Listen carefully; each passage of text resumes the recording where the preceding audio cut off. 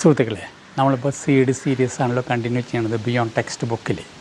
അപ്പോൾ നമ്മളിന്ന് ഡിസ്കസ് ചെയ്യുന്നത് എള്ളാണ്. എള്ളിൻ്റെ സീഡ്.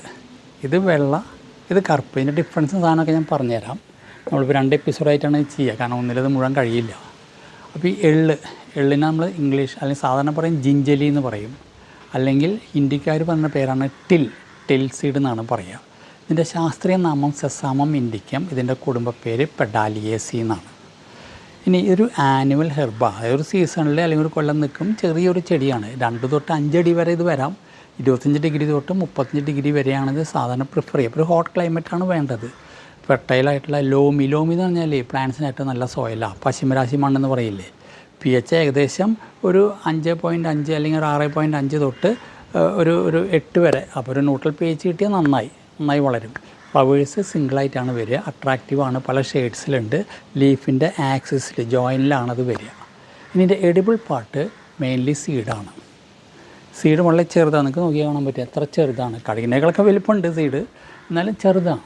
ഇതിൽ ഓയിലുണ്ട്. ഇതാണ് നമ്മൾ മെയിനായിട്ട് ഓയിൽ എക്സ്ട്രാക്റ്റ് ചെയ്ത് എടുക്കുക. ഇനി ഇതൊരു പ്രൊട്ടക്റ്റീവ് കവറിലാണ് ഈ സീഡ് കാണുക സാധാരണ. ഫ്രൂട്ട് അതിന് ചുറ്റും ഉണ്ടാവും. ഇനി ഇത് ഹോളായിട്ട് റോസ്റ്റ് ചെയ്യും, എന്നിട്ടാണ് നമ്മൾ എടുക്കുക. അല്ലെങ്കിൽ ഓയിൽ എക്സ്ട്രാക്ട് ചെയ്തെടുക്കാം. ഇനി നമുക്കറിയാം 2 തരം മുട്ടായികൾ, എള്ളു മുട്ടായി എന്നൊക്കെ പറയാം. അത് അടുത്ത എപ്പിസോഡിൽ ഞാൻ പറഞ്ഞുതരാം. ഇനി ഇതിൻ്റെ ലീവ്സ്, ചില സ്ഥലങ്ങളിൽ ഇതിൻ്റെ ലീവ്സ് ഒരു ഫ്ലേവറിങ് ഏജൻറ്റായിട്ട് ഉപയോഗിക്കുന്നുണ്ട്. നമ്മളത്ര കോമൺ അല്ല. അപ്പോൾ ലീവ്സ്. ഇനി ഓയിൽ കുക്കിങ്ങിന് വേണ്ടിയിട്ട് മെയിനായിട്ട് ഉപയോഗിക്കാം. ഇതിൻ്റെ ന്യൂട്രീഷണൽ ആസ്പെക്റ്റ് നോക്കുമ്പോൾ ഒരു 25 തൊട്ട് 30 ഗ്രാം, റഫ്ലി ഒരു 2 അല്ലെങ്കിൽ 3 ടേബിൾ സ്പൂൺ. അത് എന്തൊക്കെയാണ് തരിക?